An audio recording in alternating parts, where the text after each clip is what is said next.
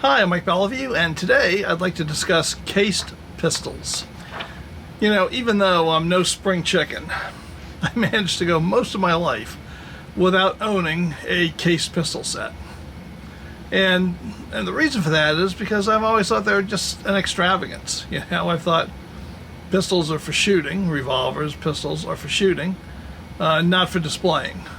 I'm much more likely to display a flintlock rifle or fowling piece than I am to display an historical pistol.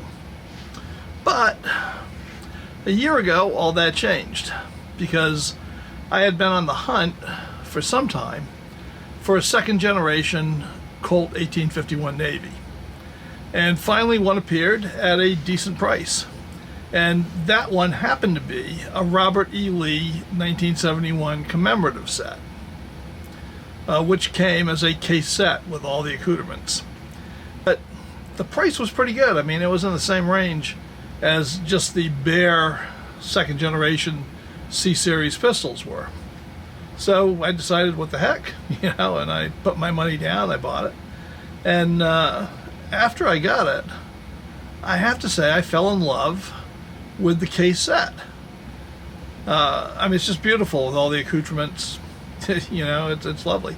So that is the first pistol I ever put up on display. So usually my pistols live in the safe, and that pistol lives up in the family room on our display shelf with some of our art. So once I had that, it kind of changed my attitude about case sets. So I have to say, having that case set put some thoughts in my head that had never been there before. And foremost among those thoughts was, why is it that one of my favorite revolvers, period, which is my Colt 1860 Army second generation F-Series revolver, why does that 1860 Army have to live in a crappy black cardboard box nestled in chintzy foam rubber, which is where it lives, or lived, right up until recently? And I thought, that's just shameful. You know, I mean, why does a company that charges so much for their products, why were they unable to make at least an attractive box to go with it? Because the black box really is terrible. Now mind you, obviously I'm going to tell you that I cased that pistol, but I did save the black box and all the paperwork because I'm not an idiot. I don't expect to ever sell that, but someday my heirs will, and it'll be worth more with the original box. I'm not a fool. But it doesn't have to live in that chintzy box all the time. I decided that 1860 Army deserved a much nicer home, and it deserved to be on display just like its brother, the 1851 Navy. And of course, a lot of Colt pistols came as case sets back in the day. Now, Colt did not invent the case pistol set, that's for sure. And they probably go back to the first time a pistol was made, you know, for any nobleman. But for sure, the classic case sets that we think about really came to the forefront during the dueling era. Now, the first pistol duel in London, first recorded one, was in 1711. Before that, it was all swords. And even after 1711, swords were the predominant dueling weapon until at least the 1760s in England. But after that, pistols really became the go-to weapon. Though on the continent, swords as a dueling weapon stuck around well into the 19th century, even into the 20th century if you're a German university student. But in the 18th century, fine dueling pistols began to be crafted by English gunmakers, and they were beautiful. And they typically came in a case set of two pistols and all the accoutrements you needed to go fight your duel. Like I said, by the 1860s, pistol dueling was becoming the thing. By the 1880s, pistol dueling in England was pretty much the only thing.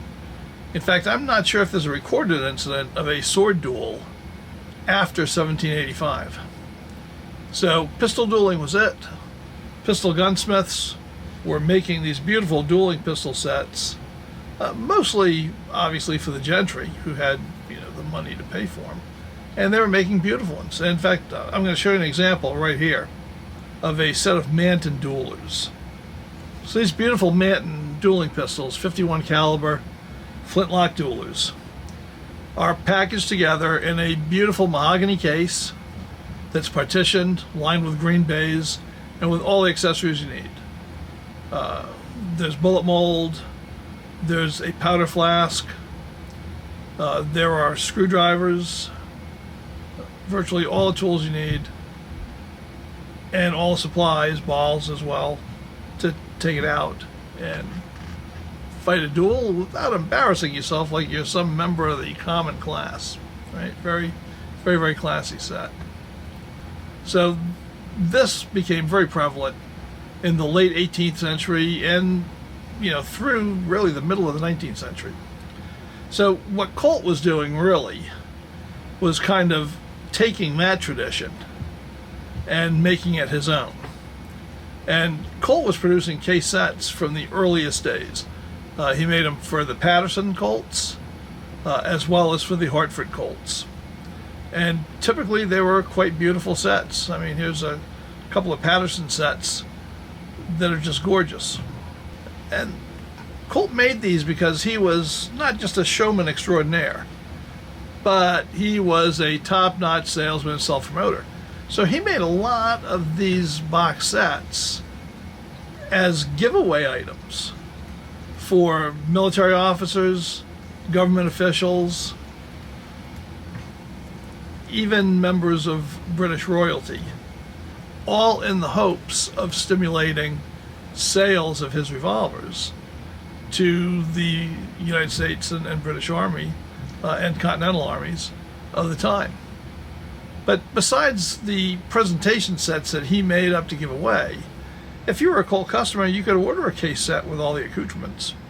I mean, all it took was money, and plenty of people did, because it's a very convenient way to get your pistol. You got your ball mold, your powder flask, screwdriver, caps, everything you needed to put that in operation.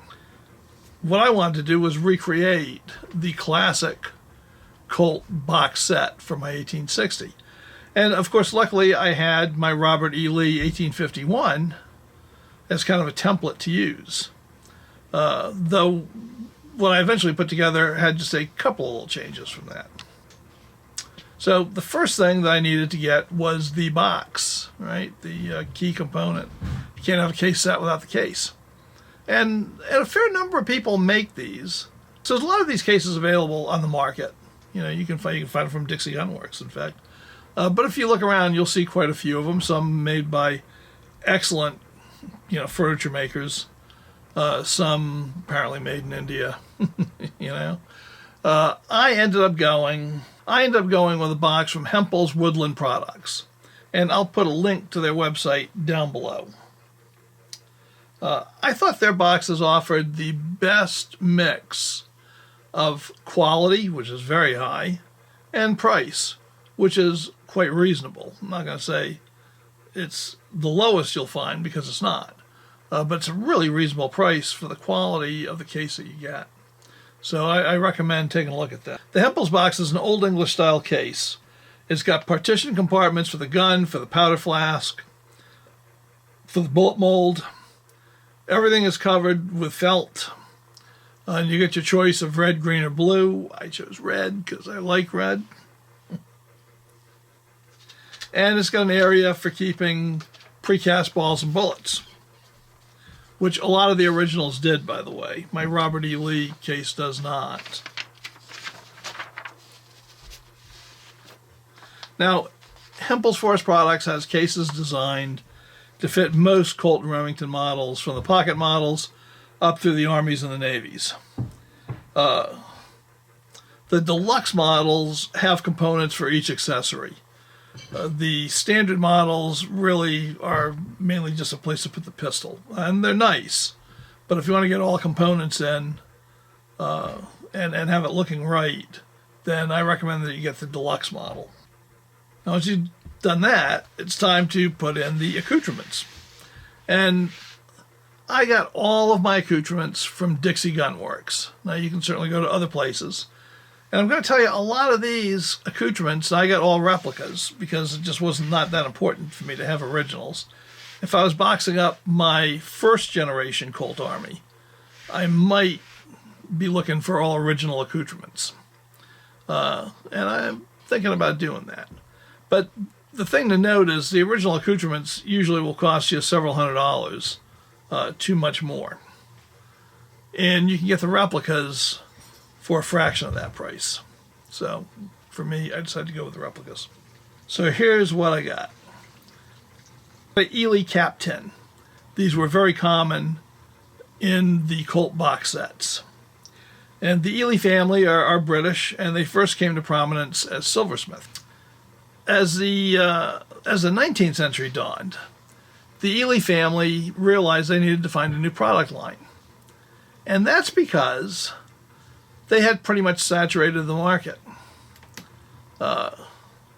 Because, of course, making sterling silver flatware is not like making iPhones, right?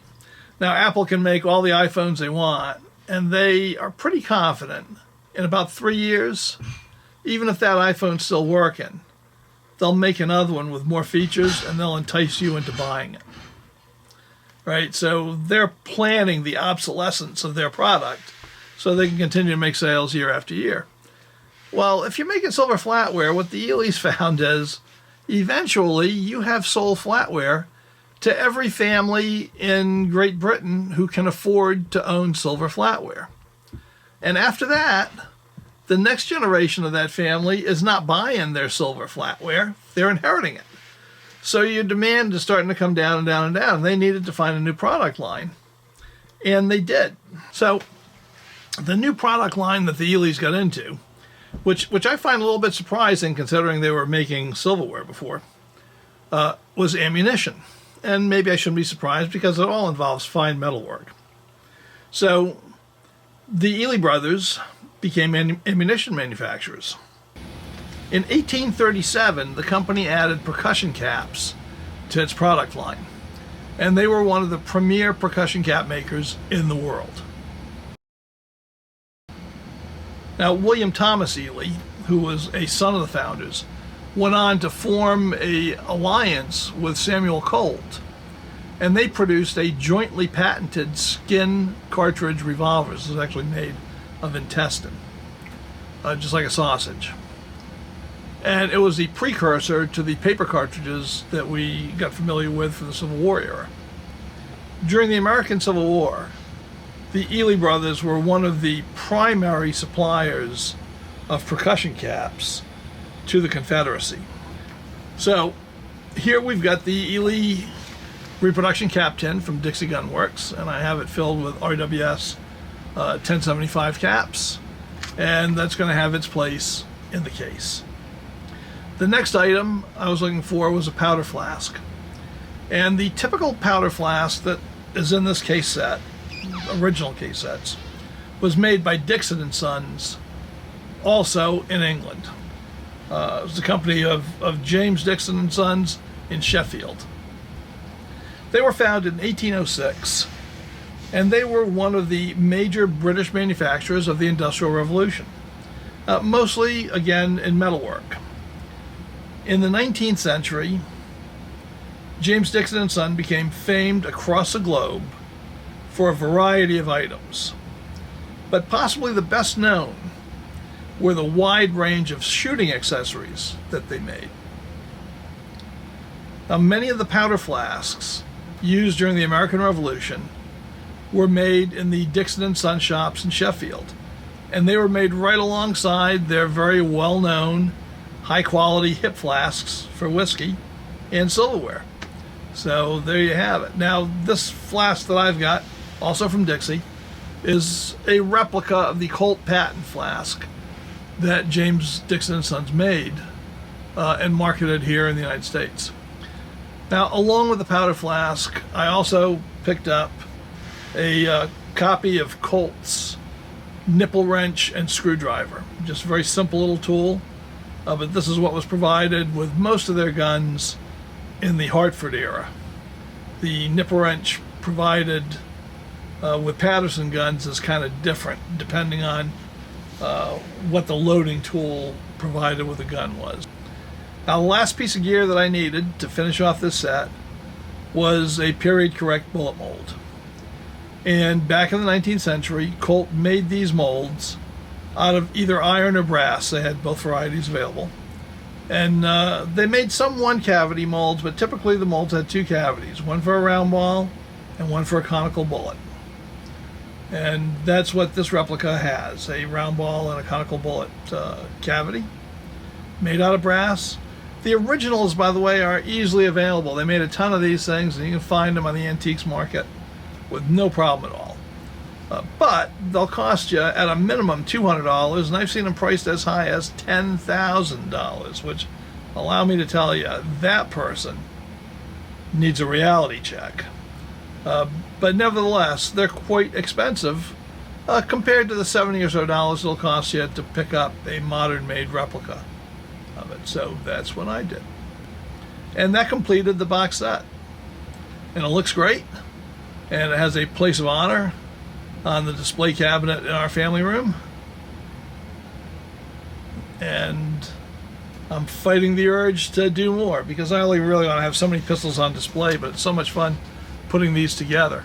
So if you enjoyed this little look at how to put a case set together, and if you've got the yen to do it yourself, that's great, and I hope you do.